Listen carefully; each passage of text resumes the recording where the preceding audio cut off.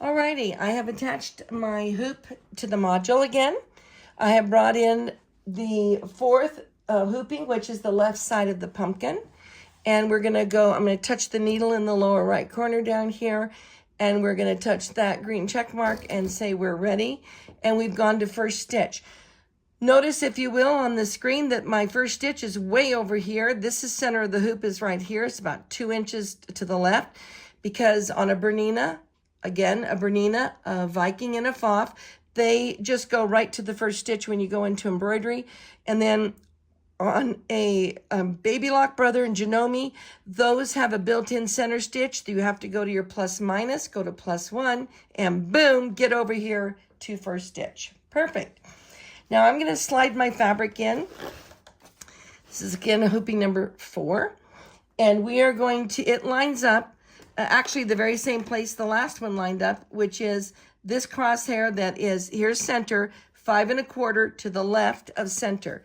So I'm just going to set my fabric in there. Drop my needle right there. Beautiful. I'm going to get it as straight as I possibly can get it.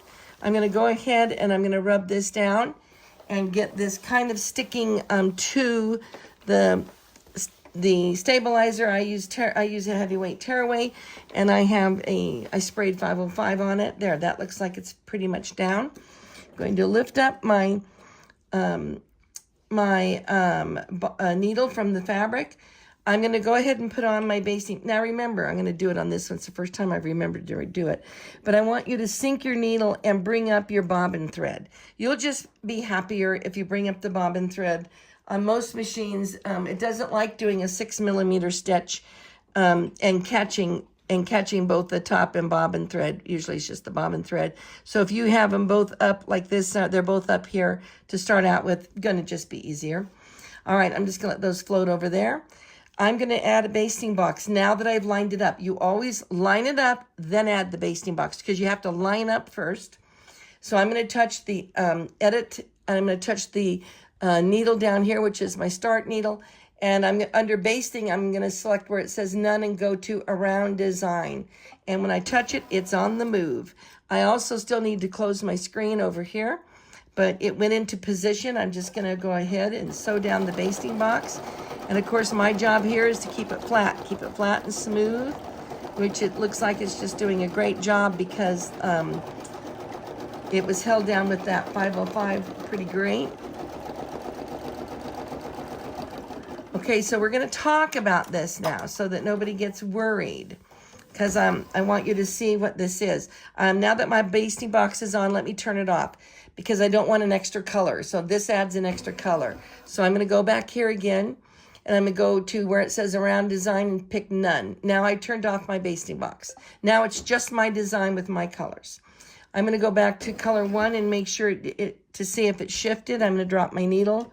Did not shift, so it looks great. I'm ready to go. So I just want you to know that this basting box, it goes through the leaves up here. It only touches a portion of this piece of pumpkin that's here. And right here, it's not touching the pumpkin at all. Don't worry about it. There is a gap because we have a whole centerpiece going on in here. So this looks pretty good. I'm going to go ahead and sew color number 1 right now. Oh, excuse me, not color 1, color 2. Let's move on. Let me stop that. Stop. Thank you. I want to go to color 2. Had a little thought process there. All right. That was weird. Couldn't get it to go, but and then it kicked it into gear. Here we go. So it's sewing the placement line. Sewing the placement line right here for the next piece of fabric that I'm bringing in, which is going to be for the pumpkin. Just gonna barely cover those leaves a little bit. There we go. So it's kind of a weird shape up here. Maybe it goes high up here, so it might scare you a little bit, but that's exactly what it's supposed to look like. Okay, so now I'm gonna take another piece of my pumpkin fabric right here, and I'm gonna lay it on. I'm just gonna slide it in here, and I'm going to lay it right over in that corner right there. And that looks good to me. Let me just see how close it is.